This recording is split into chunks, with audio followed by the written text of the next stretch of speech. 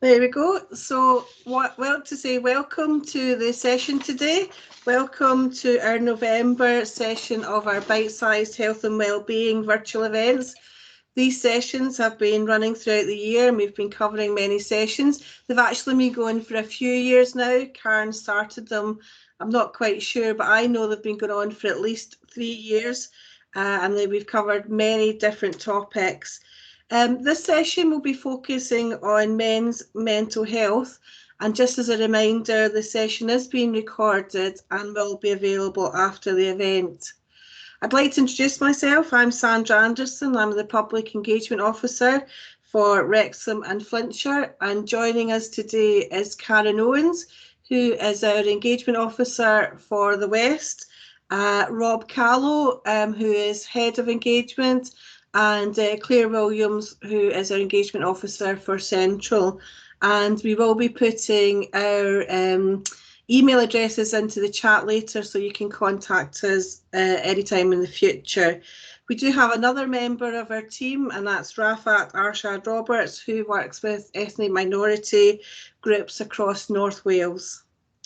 This session will be in English, however, my colleagues Karen and Claire will support any questions, comments or conversations in Welsh, and please feel free to use the chat bar again for any questions, comments or links, and Karen will be putting the get involved email address into the chat bar so that you can contact us. After this session at 2 o'clock, the bite-sized health and wellbeing sessions will continue, and Karen will put the link to it in the Padlet, and we have various organisations from public and third sector. Please feel free to join them. There's lots of interesting sessions going on. And what I'll do now is I'll hand over to David Patel, who is a Regional Coordinator for Suicide and Self-Harm, who has kindly agreed to facilitate this session. Thank you, David. Thanks very much, Sandy. As Sandy mentioned, my name's David Patel. I'm the Regional Coordinator for Suicide and Self-Harm Prevention covering North Wales. Men's health, emotional health, as well as health and wellbeing is definitely one of the key aspects that we're looking at across the Health Board. It's going to be a key focus point going forward. And as part of my work in the suicide and self-harm prevention sphere, we'll be looking at that over the next year as one of the key priorities for men's mental health. Now, it's my pleasure to introduce some of the other key speakers today. I'll just give you a bit of an outline of how the session's going to go, just because obviously we're going to be keeping quite tightly to time as well. We're allowing roughly about 5 minutes for each speaker to have a discussion about their services, what they've been involved in, their histories, and what they can bring to the table in terms of supporting men's mental health, and to just give you a bit of an insight into the work that they've done. I'll leave a bit of time afterwards. We can take 1 or 2 questions after each speaker, but we'll hold all other questions until the end of the session, just so we can keep to time. So first, it's my pleasure to introduce Graham Jones, who is one of the support officers for Woody's Lodge.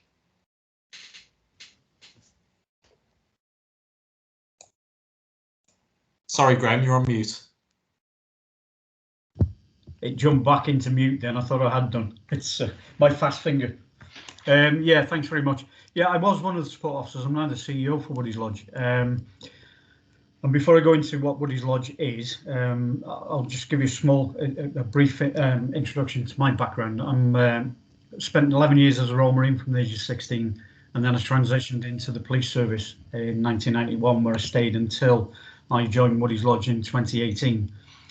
So, you know, I've got a fairly good understanding of both the Armed Forces veterans and the emergency service networks.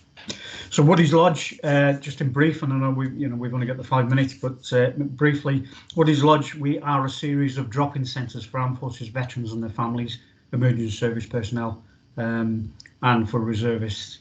The idea was brought about by Paul Woodland, who his nickname was Woody. He sadly was killed in a training accident in 2012, just after he was badged into the Special Boat Service, having served for a number of years in the Royal Marines. He was due to go back to Afghanistan, but like I say, sadly he was killed in that train accident. But his family wanted to keep the memory alive, and they realised that because of the way that veterans like to get involved in certain types of banter that they were used to when they were in, they don't feel comfortable having that that sort of banter within within communities. So there was a need for a drop-in centre so that veterans could come and talk to like-minded people, and like I say, you know, that banter then encourages the men to identify some issues that they may be suffering that they hadn't identified previously. It's worked really well. So when they realise that somebody else has been suffering the same conditions that they are, it's where do they go from there? So we are also a signposting service. So we're linked in with some very good services like Veterans NHS Wales, Change Step, you know, with combat stress, and although I'm not going to mention all of them, but we're a large number of organisations that we can signpost for specific support.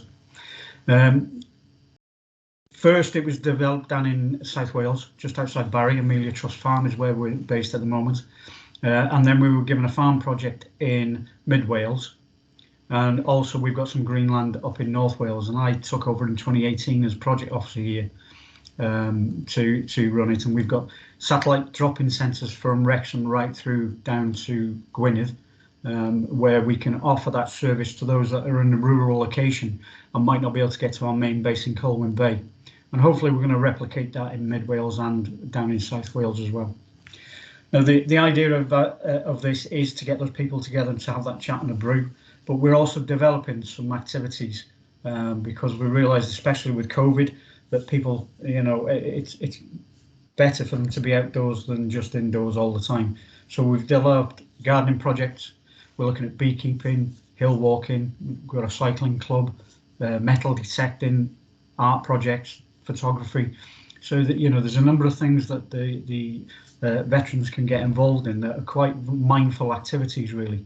And I'm sure you'll all agree that, you know, mindfulness really is one of those coping mechanisms that they can really delve into. And if they find something that's going to be useful to them, but they've also used their skill set that they were taught in the armed forces, then it builds up their confidence, and also they feel useful again, and they feel as though they're included and wanted.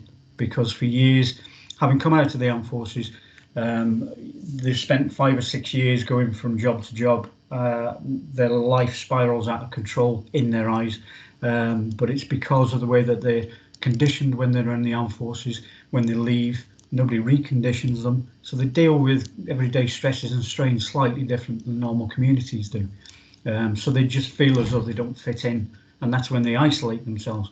So our aim is to get them out of that isolation, get them involved in those talk groups and social groups, and then get them involved in activities, and then maybe get involved with some community projects along the way.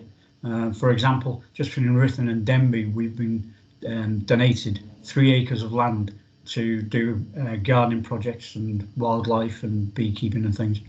And just short distance away from there is a community garden that we're linking in with, so that the veterans can go there and get involved in doing some planting and digging, and that then incorporates them back into the community. And you know, for me, that is key, is trying to break down that barrier between the armed forces thinking and getting them back into the way of community working together. So I didn't time myself, but I'm hoping I didn't go over your 5 minutes then, David. No, perfect. Bang on time, Graham. Brilliant. Okay. Very good. Sounds like a fantastic project, and, you know, great to share that as well with the public here. Can I ask if anyone's got any questions? Can you raise your hand and I'll try and pick one quickly before we move on to the next speaker?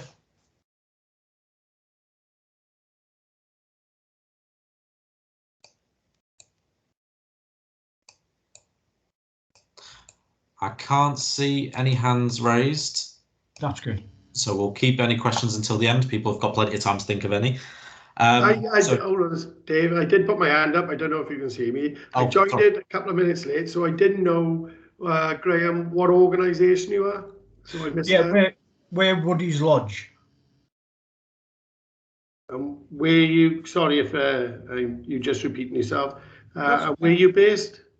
Well, we've got 3 main centres. We've got one just outside Barry. We've got one just outside Newcastle Emlyn in Wales, and we've got a main hub in Colwyn Bay, but we've got satellite drop-in centres right across the North Wales coast, and a green centre between Ruthin and Denbigh. Thank you very much, Graham. Di, there's a link in the chat if you want further information. There we go. Thank you for joining us, Di. Okay, thank you. Great, thanks very much. So we'll move on to our next speaker, which is Jack Jackson, who is an accredited counsellor working in higher education, and was also the Stonewall and UK Cymru Transgender Role Model for 2018. So Jack, great to hear. Great for you to speak now. Thanks.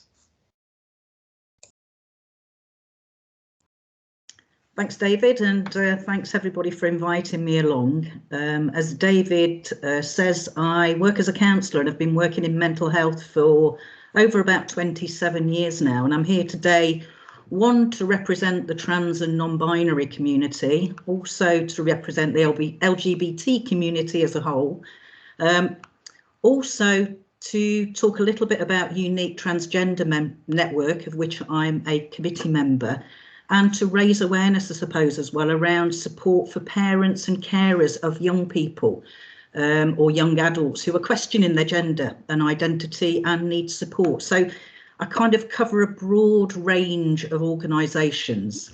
So I identify as trans male. I came out as transgender about 5 years ago at a job interview. It was actually at the health boards.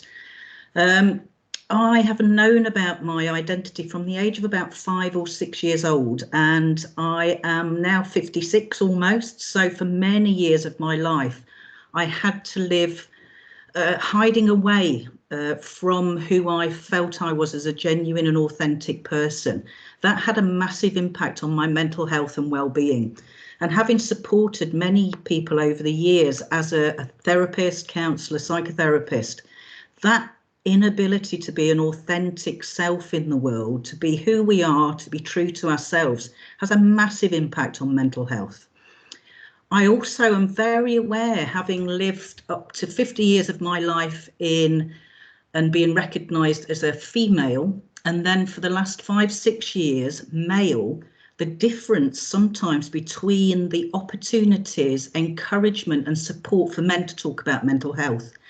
I think I've really had, always been aware of it, but the challenges sometimes and the stereotyping and barriers that society and the community sometimes puts on men talking about their mental health, which can prevent men from accessing support. So I'm a really passionate advocate for getting men talking, for getting men to kind of really be able to identify with how they're feeling, put that into words, sometimes find ways and means of managing mental health and anxiety, depression. I'm a really strong advocate for safety planning as well. So I've got a real interest, and I've had that over the last few years, around suicide and self-harm. So suicide prevention and how we approach people who talk about suicide, the shame and the stigma as a society that we've still got attached to that, and the judgment placed around it. So, you know, very keen on what David's already said about trying to develop something and get people talking. And for me, one of the best ways of doing that is also around working with compassion, with kindness, with hope and support, and really challenging the prejudice around that and the judgment, but support for families as well and the community around suicide. So safety planning for me, and I've done a short video for the trans community on a website, stayingsafe.net. So there's lots of resources on there that people can tap into.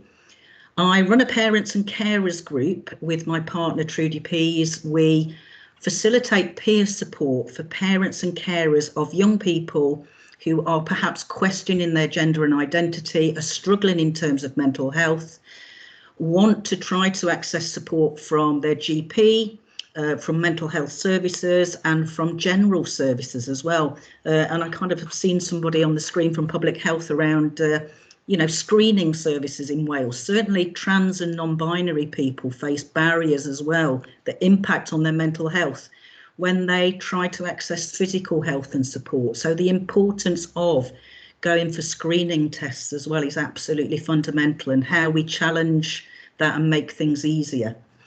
There are lots of different organisations for the trans community and the LGBT community. There's a lot of information on the Stonewall Cymru website and the general Stonewall website. As I say, unique transgender network, which covers North Wales and West Cheshire, lots of resources and information on there. There's a weekly Zoom meeting. People across Wales, across the UK and actually across the world tap into those Zoom meetings. There's a place to talk about mental health and how we support each other. There's some organisations for younger LGBT people. So there's GISDA over in the West and Viva LGBT support over in the central and eastern areas of North Wales. And I guess the other thing that I wanted to flag was it's really important that we challenge our views and perceptions of mental health, but also how we identify within the LGBT community. A lot of people over the last 5 years have made various comments around what is it like to be trans, what is it like to be non-binary, how does that impact on mental health? And one thing I would say during COVID, hate crime towards the trans community, non-binary community, has increased dramatically. So an organisation that certainly would help and support with that is Victim Support. They have a third-party reporting system. I've used them myself. They've been absolutely brilliant. And again, the impact on our mental health when we do face prejudice and discrimination. So, you know, one thing I would say is speak out. If you need somebody to talk to, there are lots of organisations, one on the screen today, throughout Wales. You know, people are there wanting to help and support, but also perhaps just think a little bit sometimes about the barriers that prevent people from asking for help and try to make it easier for people to reach out as well. Fantastic. Thank you very much, Jack. And thanks for sharing your story as well as all those great resources and links to different organisations as well. I know that Sandy and the team have put links to some of those organisations in the chat bar as well for anyone who wants to read up or have a look at any further resources on that. We've got time for a quick question if anyone's got one. Please feel free to put your hand up or jump in if you've got one.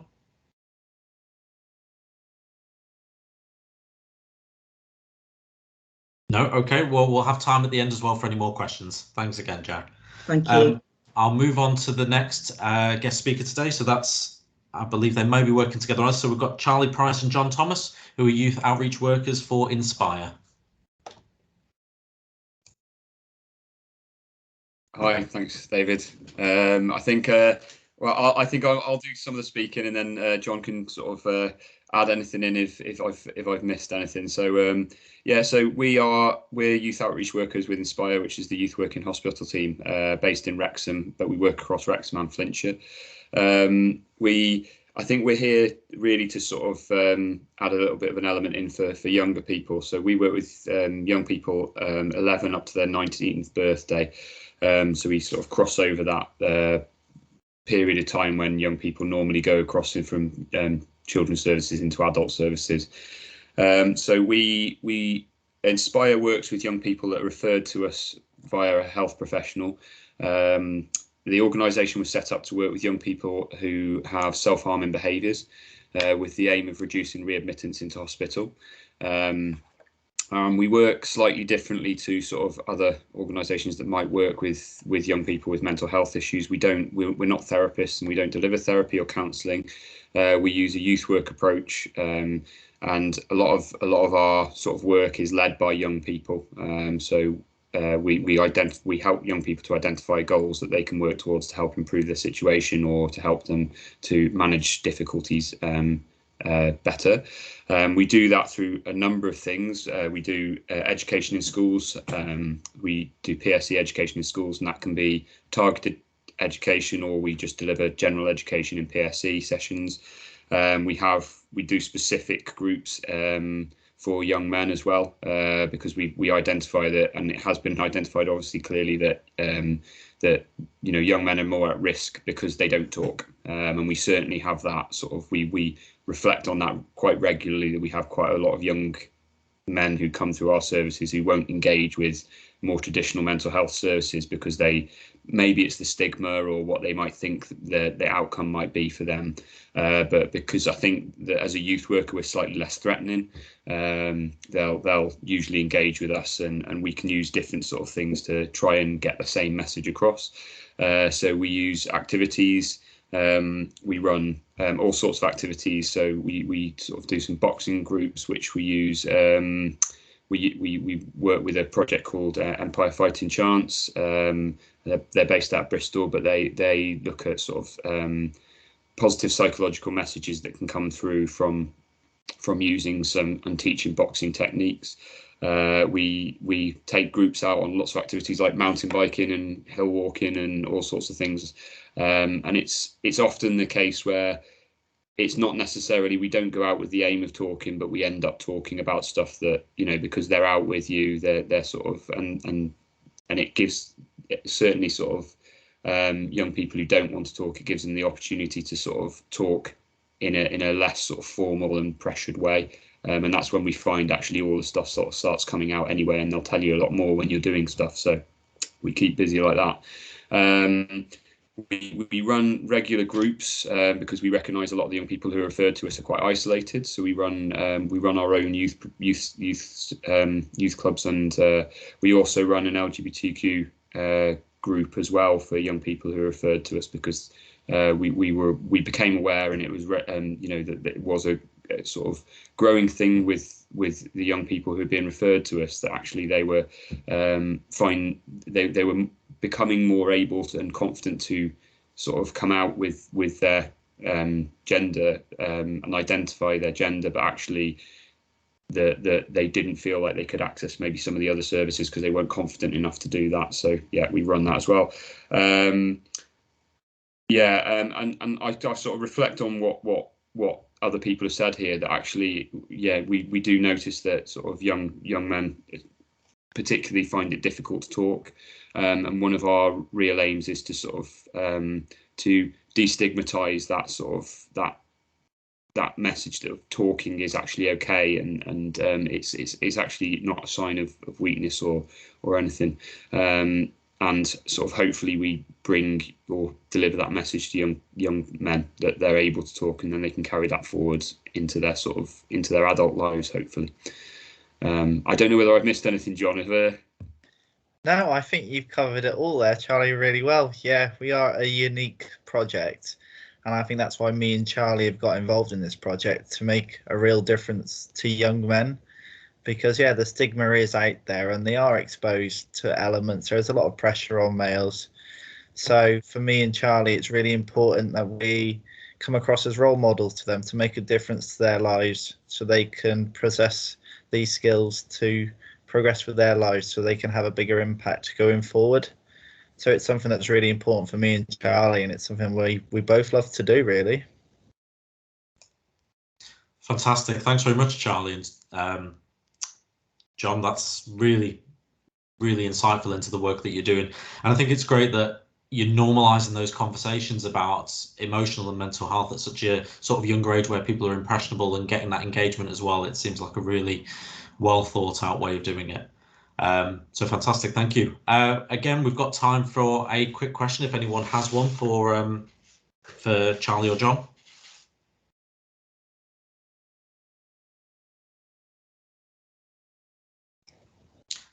No, okay, we've got quite a quiet audience today. Okay, so yeah, any questions can be saved to the end, and we'll move on to the next speaker. So I've got Alan Longshadow as the next speaker, who's the founder and director of Motivate Me, which is a digital health and wellbeing magazine. Alan? Hi, good afternoon all. So I wear two hats. One of those is Motivate Me, as you've just said, which is a publishing platform specialising in mental health and wellbeing. I'm also the station manager for Wrexham's Calon FM, which is our community radio station. I'm here today wearing both those hats, really. Broadly speaking, I'm a media professional. My specialist area when it comes to publishing through my digital magazine and through my books is mental health and well-being. This all actually comes from my own experiences with mental health. I've unfortunately experienced several incidents of suicide among young men that I've known in my life. Some of those were unfortunately successful. Some were thankfully unsuccessful. But it inspired me to work with publishing in a way saying, how can I get messages out to other people affected by these issues and provide them a platform for sharing stories to help, other people to learn from their experiences and, perhaps open conversation. We do that through the digital magazine and through print publications. I would say from my experience in well-being as a sector, so to speak, that it's very, very heavily weighted towards women, perhaps not even intentionally, but certainly when it comes to books that are generally on the topic of well-being, mental health slightly different perhaps, but certainly well-being, it seems to be a predisposition in the market to target those towards women, to speak in language that women identify with. And I feel from where I've seen it as a publisher specializing in this niche, is I don't think it gives enough credibility to the voices of men. And I think it's an area that we can definitely, as publishers and in the media industry, make sure we level up and make sure that a man can feel as comfortable reading or writing a book tackling matters like well-being as a woman can. I think it's an area there's really scope to develop. As a radio presenter and a station manager in the community, my job is slightly different, and that is to make sure we serve the community, and that involves ensuring we create space for discussions like the discussion taking place today to happen, to make sure that through our programming we can actually facilitate conversation, make sure that these subjects are heard, make sure people are aware of issues such as suicide, especially in, unfortunately, the male population. And of course, providing a platform for organizations like many of you involved today to be able to come into our radio station, talk about what you do, reach out to the people that matter to you, and make sure that they know you're out there, that these people know there is support available in the community, and making sure we provide that function in the community to help everybody who needs that. So that's a really important part of my job. And that sort of applies to both the platforms I work with, really. It's providing the platforms to allow people to have conversation, to generate conversation, and to show people by using people who've had their own experiences that it's okay to talk. And if you're in a position where you feel that by sharing you can help other people, that's fantastic to be able to encourage. We don't operate as any form of mental health provider, any form of mental health advisor. We simply give people that platform to share their story. So we work with both professionals and practitioners in mental health and well-being, but also with people who maybe in the past have identified as victims, maybe not so much now, or people who can say they've had a traumatic experience or a mental health crisis, and they've decided to use that to express themselves, to help them in a therapeutic way, but also to help others by sharing their message. So for me, it's all about how we can embrace media. So that's radio, print publishing, magazines, and documentary film, how we can use media to share stories that can help to empower men and provide a platform to address issues like male suicide. Fantastic. Thanks very much, Alan. I have to say, completely agree. Being able to normalise some of these discussions, sharing that message more widely, that there are options for men to talk, and just having more of those conversations out there, whether that is through print, through media, through podcasts, through anything else, it just gives people the opportunity to just talk about things a little bit more, and it breaks down some of those stigma and barriers around just being able to share how we talk about different things. So thank you, that's great. Have we got any questions at all from any of the members of the audience? Yeah, just got a quick question. So Alan, how do we get in touch with you if you want to add something to the I'm just going to put my email address in the chat, but it is Alan, it's ALLAN .longshadow@calon.fm. I'll put that in the chat now. And okay, if anybody involved there wants to get in touch with me and have a chat and look at how we can make sure your message gets out through the channels available to me, then drop me a line. I'm very happy to continue that conversation. Fantastic. Thanks very much, Alan. And as you mentioned, most of the contact email addresses as well as links to resources are in the chat bar for anyone who's come in and wants to access any of that information. Thanks. So we'll move on to our next speaker. We've got Alan James, who's the club developer for the Welsh Rugby Union. Hi, Alan. Hi all, thanks for the opportunity. It's very unusual to meet another Alan with the name spelled exactly the same way as well. So that's great to see, great to meet Alan. Yeah, thanks for everyone for sharing so far. I think some of the stories, inspiration has been fantastic actually, and certainly some some people we'd love to connect off the back of this. So yeah, Alan James, current role as WIU club developer. So essentially, I look after everything that's off field now. So I'll talk a little bit more around where some of my intentions would lie over the coming couple of minutes. But I suppose WIU, I suppose most people would recognise and engage with the WIU as the sort of Welsh team that plays on the telly every weekend, or certainly around Six Nations and this current phase now. But obviously my role and the community team's role is to work with clubs on the ground, local communities, and then work with them on various projects and pathways to again just to make sure our game is truly kind of hitting everyone. So we come out with a bit of a hashtag jersey for all not that long ago actually, which was pushed out around, doesn't matter what shape, size, ethnicity, background, sexual orientation, etc. Like, there's a jersey for you. So that's absolutely something we believe in and we try and champion as best we can. So spent 9 years in the Welsh Rugby Union. Now the last 6 have been very much on field developing certain projects around socioeconomic deprivation areas, around BAME groups, around LGBTQ, working in that space. So I'll just talk a little bit probably around some of those best news practices and stuff that we've gone through, and hopefully that'll inspire a few of you guys to maybe reach out and connect again in future. We're similar to what Alan was saying there. We're not mental health providers, but what we do see ourselves as being expert in is connecting people and working great with communities to hopefully create those safe spaces for those people to have them local conversations. So yeah, some of the real good things we've done recently. We released our sort of inclusive strategy around 5-6 years ago now. Off the back of that, up in North Wales, we've created 2 mixed ability rugby teams. So again, that's everything from varying levels of disability or ability. Created it up with Colwyn Bay and the Stingrays and Newtown Dragons as well, which are obviously great, and again engage people from varying backgrounds and stuff, which is fantastic. We've had our first ever gay and inclusive rugby team, LGBT supported over in Colwyn Bay. Again, so same place as the Stingrays. Really good environment there on a Saturday morning currently with the guys there. I think we started 4 or 5 weeks ago with them with 2 participants. We're now over 13 with more to come hopefully again, and they're pulling in players from all over the west at the minute. So people travelling from Anglesey, Carnarvon, etc.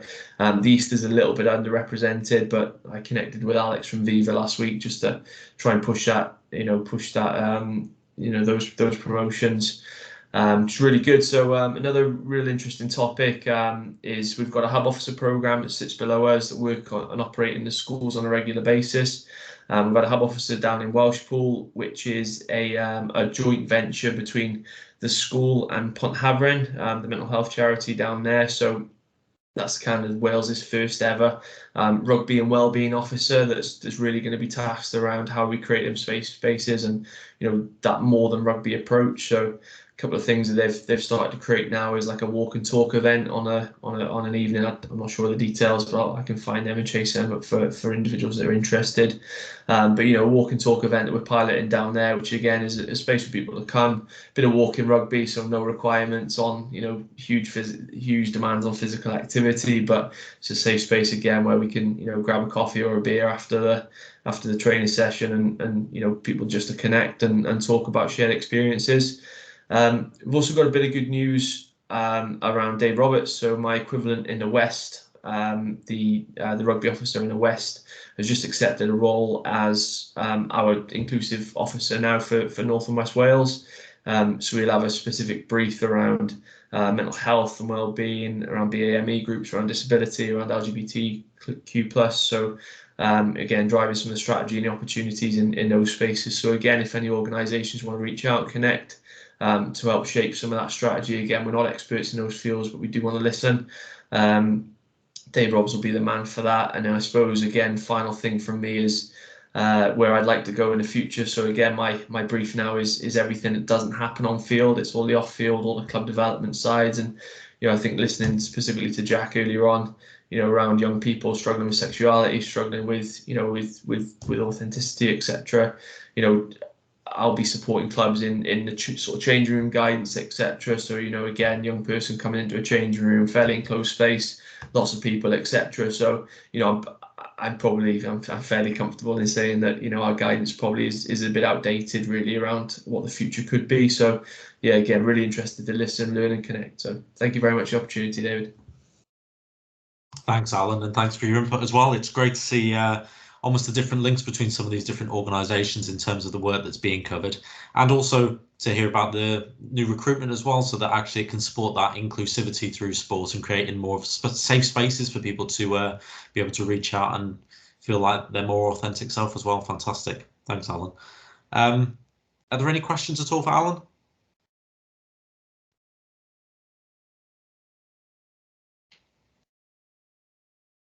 No, okay. As I mentioned, there are links in the comments as well. So if anyone wants to link in, I'm sure most of the groups here would be more than happy to share any information. So I'll move on to the next speaker, which is Tony Wan, although I know he's had trouble connecting this morning. He's a wellbeing advocate with Men's Sheds Cymru. Hi, Tony. You managed to get on? I think we've lost him, so he's been emailing me trying to get on. So maybe if he pops back on, I'll let you know. Okay. I think we've got Luke Myers who'd like to speak. Fantastic. Yep, Luke.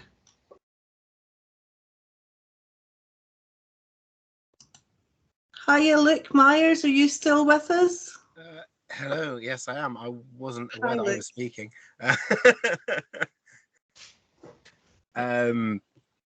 Yeah, I wasn't aware that I was speaking. I didn't realise that. Yeah.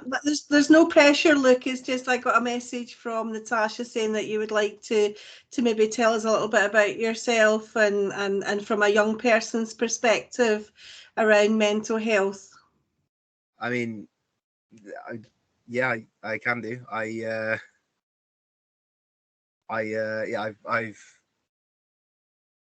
found that actually I work as an actor, or I attempt to work as an actor, where I can, and that can be quite difficult. But I find that actually there seems to be, possibly because maybe there's a lot of things in and surrounding the acting and performing industry that can affect mental health in quite a large way. There seems to be quite a lot of support for mental health that I've discovered anyway, in the acting industry. There's quite a large emphasis on it from various different areas. The union is very good, and there's lots of other places you can get support from in the performance industries, and it would be brilliant to see that emphasis put into other areas of work, other industries, because I know a lot of people who find it difficult to talk about these things. They don't know where to turn, when actually, if you're looking from where I've been looking in the performance industry, there is a lot of places you can turn to, and it seems to be a little bit less, not completely void of taboo, but a little bit less taboo for men to be looking for mental health support in the performance industry, at least, which I think is a good thing, and it'd be good to see that become, and good to see it becoming more the case in other areas. Sorry, I don't really know what else to say, but that's great. Thanks, Luke. I mean, quite often we hear about a lot of negative stories around people not feeling supported in particular industries, and it's good to hear about an industry that you feel has supported you through any of the issues that's gone on and is supportive on almost a wider scale. And I think that's part of what we're trying to do with these men's mental health sessions, is trying to share some of those good stories, some good industries that are doing really well in particular areas. You know, can we share some of that learning between different organizations, different services, different industries? Because I think there are opportunities to almost level up some of the learning about between lots of these different services. Not everyone's going to be getting it right, and there's going to be a complete scale in what people are being able to offer at the moment. And I think learning from some of the good ones is definitely where we want to be. So if you've got any details about who's been really good at that support, if you could share it in the comments bar, that'd be great. We could do some of that linkage in after the session. Thanks very much, Luke. Great, thanks. So I believe Tony's not back on yet. So actually, if we move on to Luke Ogden, who is the Helpline Services Manager for the Call Helpline. Oh, hello, sorry, can that's you hear Tony. me? Yes. Oh, right. I'm great. sorry, I'm having some technical difficulties. I don't think you can see me. No? No, but No. go ahead. I've had to log on via my mobile phone. I can hear you not that well, but I can hear you. Can you hear me okay? Yes, we can, Tony. Yeah, okay. I'm a wellbeing advocate with Men's Sheds Cymru. I go around the men's sheds in North Wales offering advocacy and wellbeing support. At the moment, we've got 16 men's sheds started around North Wales. They're all independent groups for men where they can socialise and do activities. And basically, at the sheds, the guys feel more free to talk openly with each other rather than other environments. So I go around the sheds offering advocacy support where, for example, they might feel a bit apprehensive about going into group situations or speaking up for themselves. And for example, I've helped with some guys with financial issues, speaking on their behalf to finance companies, housing associations, visiting the GP with them to discuss issues they might not feel comfortable speaking about themselves, or it might be that they're not fully au fait and understand what's being discussed. So I can debrief with them later in slow time. Also, it could be signposting. They might come up with an issue, could be a legal issue that I discuss with them and then signpost them to the appropriate organisation. I see Nia's there as well. I've also organised health presentations for the Men's Sheds groups with a screening programme and also mental health presentations. During lockdown, we found that some of the guys haven't kept in touch with each other, so we've offered telephone welfare and befriending service. So I've been able to contact them, and at the moment I've still got several who haven't been able to get back to the sheds. So it's quite an important lifeline for them because some are very, very isolated. The sheds where their friends community really got some guys. You find in the sheds that some of the guys quite mature might have lost their partners, and really it's only been the sheds that they've had people to speak with. And this befriending service that we're now offering has been very important because other services just aren't there. And one that's really a bit different. We got one guy who's really been hit by ill health. He's in a situation, I went to see him, and it was very difficult to communicate one-on-one on. So what I've arranged with his wife is to send him text messages via WhatsApp, and she would read the messages to him and send responses back to me, which, you know, he wouldn't have had beforehand. So that's the service we're offering to the sheds and to the local community, really. Fantastic. Thanks very much, Tony. Yeah, I mean, I've heard of men's sheds, and it's useful to know that I know some organisations have adapted as well during lockdown in terms of providing some of their care differently. But But as you mentioned, the social aspect, especially for men's mental health and being able to communicate, seems to be extremely key in being able to support people into talking about their emotions. It's not just about the helplines, but it's actually being able to socialize with peers that seems to be able to break down a lot of barriers with people. So thanks very much for that, Tony. That's great. What I might do is, because I know you said your connection isn't great, if there are any questions to put in the comments bar, Tony can pick them up. Might make it a bit easier than trying to get through on a phone connection.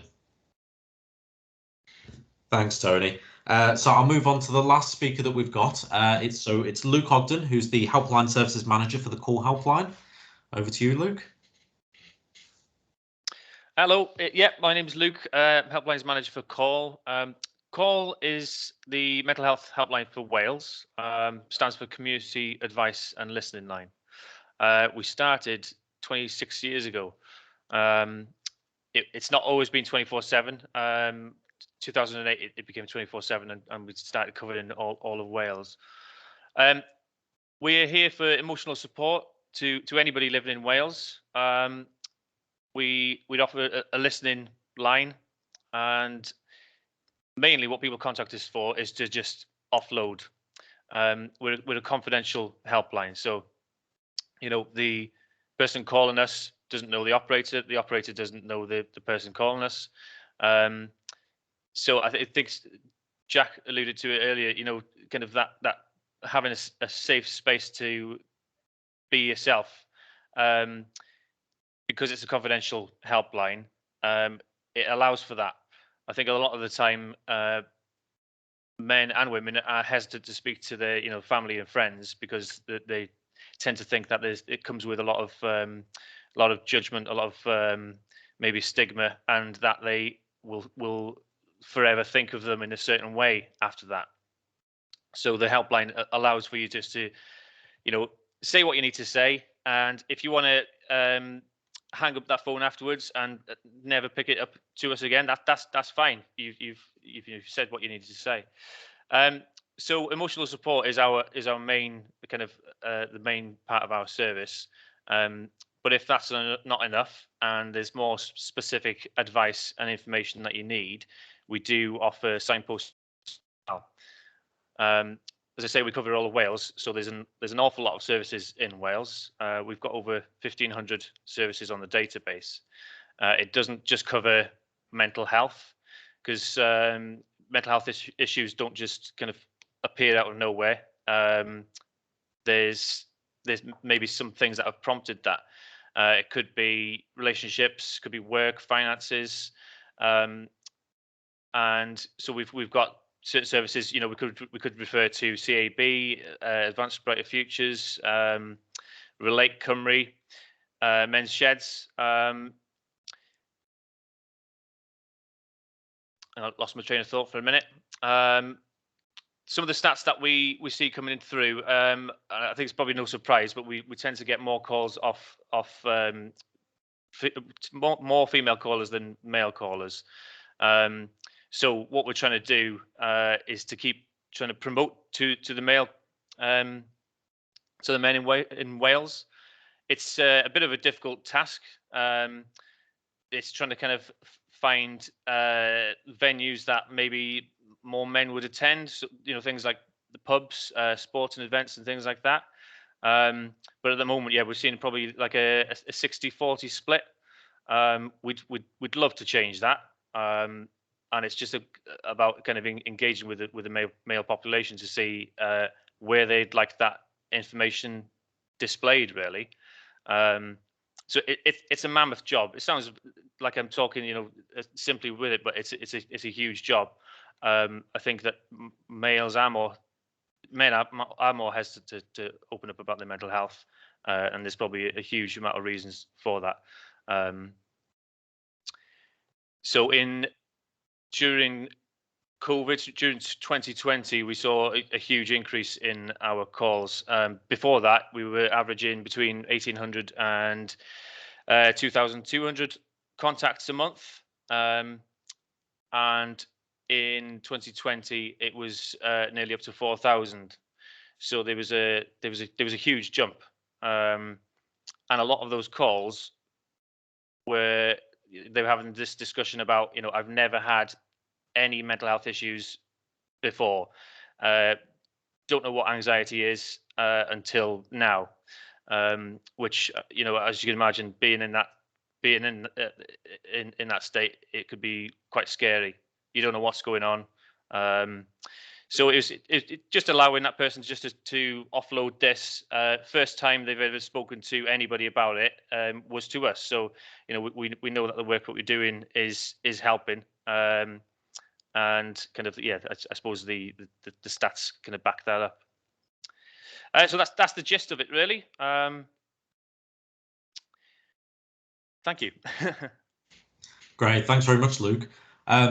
Yeah, I've linked in with the call helpline separately through my role, and I know the importance that a lot of providers put on having services such as the call helpline there as almost a support for people who are in crisis or who need emotional or mental health support, but also it's being able to signpost to the most appropriate agency as well through that. And I know Luke and his organisation do a fantastic job. So thanks very much for that, Luke. Does anybody have any questions for Luke or about the call helpline?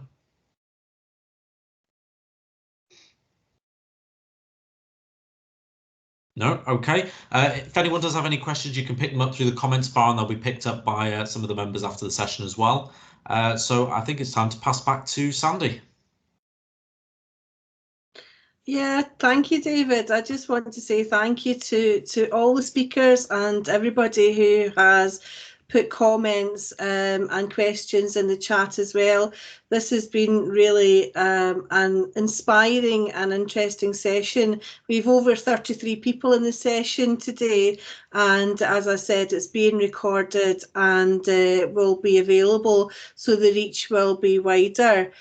We have a few minutes left. I just wondered if there was anybody else on the call who would like to say anything about their organisation, or if there's anything that they want to ask. I think we have somebody from Advanced Brighter Futures, which is a local organisation. I don't know if they want to say anything. Oh, I see Rob's put his hand up. Rob, welcome to the discussion. Yeah, it was just I just wanted to sort of open up a discussion, really, or any thoughts from the panel. Is that the original purpose of the bite-sized health was, well, they were originally entitled Bite-sized Health in the Workplace, and they were about trying to raise awareness of health issues within the working age population.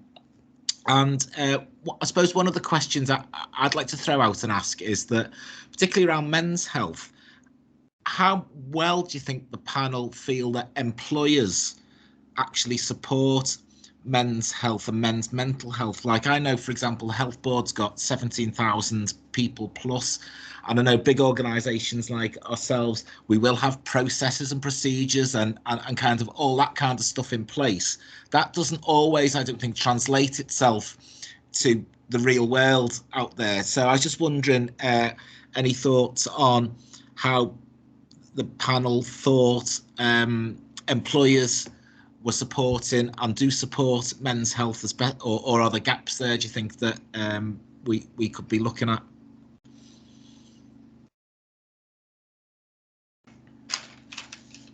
I'm happy to jump in quickly, Rob. Obviously, Alan's put his hand up as well. I think there is a gap sometimes. I know from working practice in my past as well, when it comes to mental or emotional health and support around different organisations, I think sometimes the male perspective is often disregarded to an extent, depending on the organisation. And I think sometimes it's seen as less of an importance, or people are just expected to get on with things rather than making the effort to put a support package in place as would be done for other people. So from a personal experience, I think that has happened. And again, when it comes to other aspects, which might be roundabout support that could lead to things like that, support around childcare or other influencing factors, I think can often be more of a struggle for men to get support with. Let Alan go next. Sorry, you're on mute, Alan. Okay, sorry about the mute. I've worked with many organisations in consultancy and coaching and mentoring over the last decade, and I think there's quite a dichotomy still in the workplace. There are organisations where very often, because a leader has had an experience that they can directly relate to with mental health, they've become very much more aware of it and brought that into the forefront of their organisation. But I think it's very often a reactive approach that's still happening. I think great steps are being taken. We're seeing the mental health at work first aid provision being rolled out and becoming, the uptake for that looks pretty good from what I've seen, but it's still, that's in early days, is getting that awareness. I still think it's very reactive, and I think we need to sort of change that and make it a fundamental of the workplace. We come into work in the morning, we say, how are you? But we don't really mean, how are you? We just, it's still that rhetorical question, especially among men. We don't actually turn around to men in the workplace and say, yeah, but how are you really? I think providing, through some of the things I've heard on today, providing ways that men in the workplace can actually say, actually, I'm not okay, but they can say that and feel they can safely say that, whether that's to their management or to other people. I think it's great to make more of these opportunities available through the workplace as well. I think that'd be a really good thing.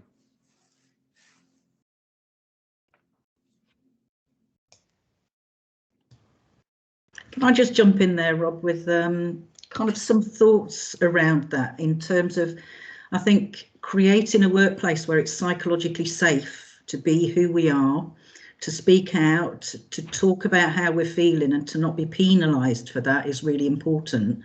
And I think also looking at the way that we engage male members of staff, and do we sometimes need to think about kind of different, slightly out of the box ways of getting men to talk, because it isn't always, working as a therapist, for example, and working in workplace mental health and well-being, sometimes men found it much harder to come to a therapy room, sit in front of me and talk, but would very happily go for a walk and talk side by side. There's something about men sometimes from that side by side perspective of not having to look at somebody directly and feeling very kind of intimidated by that, because we don't always encourage men to think about emotional expression.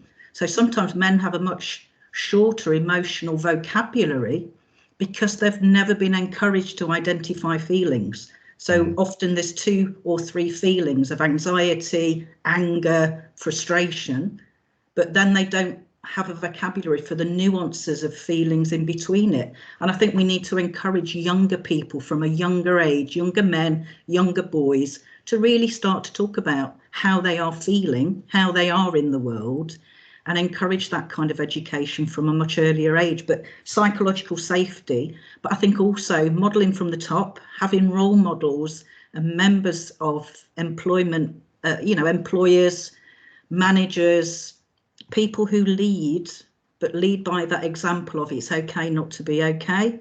It's okay to say I'm having a really difficult day today. It's okay to say I'm not coping at the moment.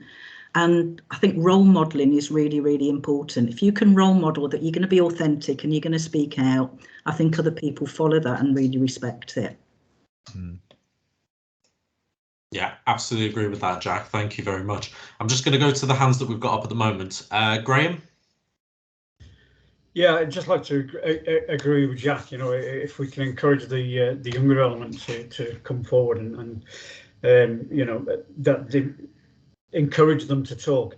Unfortunately, I mean, I've come from a background where it still is very much the man-up attitude, and that's from the older element, and so that they're the ones who influence the younger element. So it's really education right across the board. And that's from the senior management right the way down to the people who work on the ground floor. And again, with a lot of the people that we have coming through our doors, the veterans, they're still saying that in their society, within the workplace, they still that man-up attitude is still there, and we need to combat that really, because it's like Jack said, it is okay not to be okay, and we need to get it out to them. So yeah. Yeah, absolutely. Thanks very much, Graham. Luke Myers, I believe you've got your hand up. Hello. Yeah, I just wanted to agree with Graham again there as well.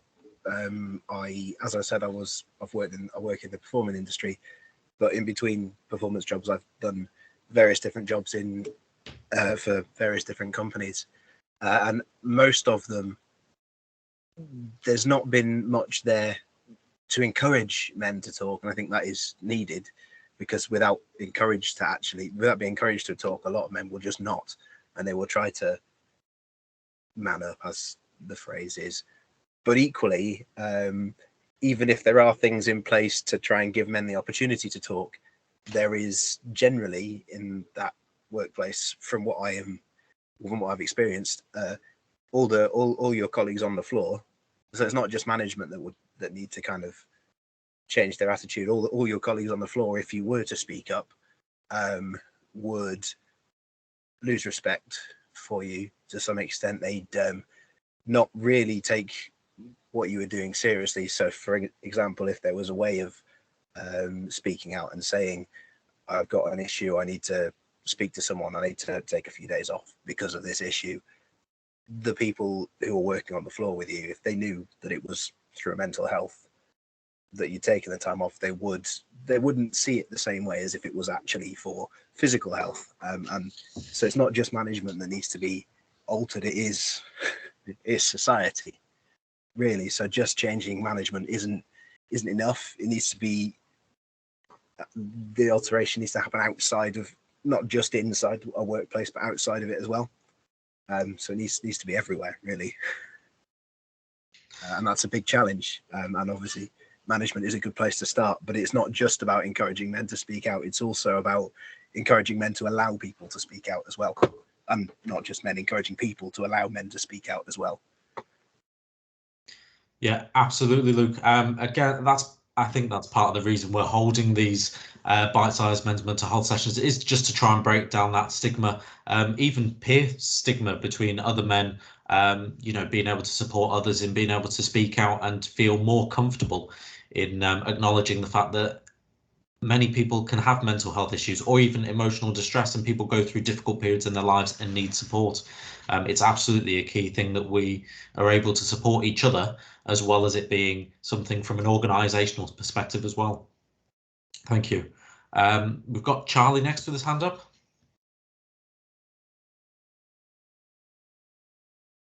Yeah, sorry, I just wanted to contribute to that discussion, actually, with some of the stuff that we talk about with young people when we talk about emotions and understanding emotions and talking about them.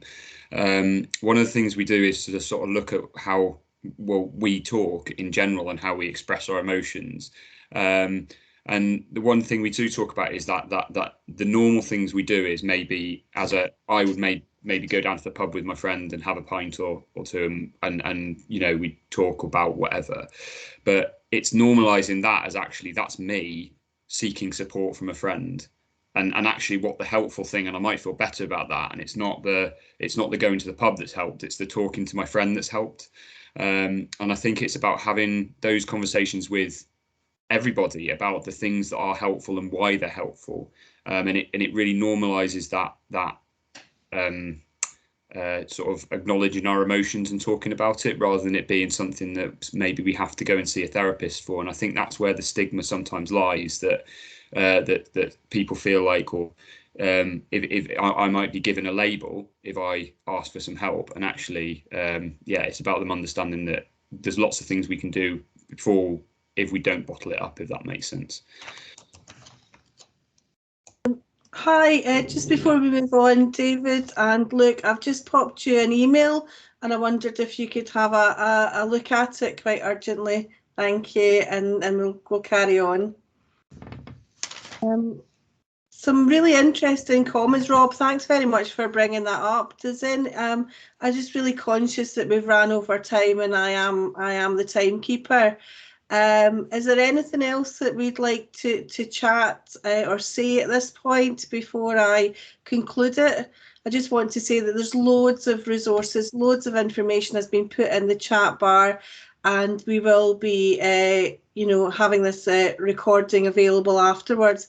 And you can also always get in touch with the engagement team, either personally or through the Get Involved email address, which is also in the chat. I'm looking around, I can't see any hands. I just want to say thank you very much to the speakers who have given up their time today. A big thank you to David, who facilitated the session today. I do see a hand. Karen? Hi, I just wanted to check if anybody wants to stay on the call, and perhaps David or Luke could support. while we all sign out. Is that okay, David and Luke? Yeah, absolutely. So if anybody feels like they want to share something and reach, we're reaching out to you now. So if you stay on the call, David and Luke will support you. Thank you. Thanks, Karen. You read my mind. It was what I was going to say is that we are here for you. If you want to stay on and have a chat with us, we'll be on for a few while. And I was going to ask David and Luke to stay on as well. If you have been watching this and you have found some of the discussions we've had has touched you or has given you some thoughts, it's just to remind you that there are loads of resources out there. Luke's call, the helpline, the details are in the chat. We will also be, when this video goes out, there will be a frame at the end which will have lots of information on it for you to get. And do reach out, whether it's to a professional or even just your mates. If you want to, just do reach out to somebody and reach out to us. And just as Jack says, having that psychological safe space and having those chats. I know that I've had some great chats with friends just walking up a hill where we've thought we're not going to talk about anything today, and we've actually talked about the world and conquering it. So again, just to let everybody know that's on the call today that we are here for you, and if you are watching it as a recording, do reach out and chat to people. I'll give some space for anybody who wants to say anything else before I call this to an end and stop recording. Thanks, Sandy. Rob, thank you. Oh, I was just going to say, Sandy, that if anyone is staying on, or because this was kind of the first of the men's health sort of discussions or sessions, really. So if there was any particular topics around men's health that people were really interested in, to either contact us or stay on after this, so that we could perhaps look at having some specific sessions on a topic that is of interest to people, so that we can think about how we could do that again as well. Thanks, Rob. And we will be doing more bite-sized health and wellbeing sessions next year. We are going to be planning them. So please, if there are any topics in addition to men's health that you think would be really interesting for us to put a session on, please get in touch. Okay, so thank you very much again for joining us, and thank you to the speakers. Thanks. Thanks, everyone.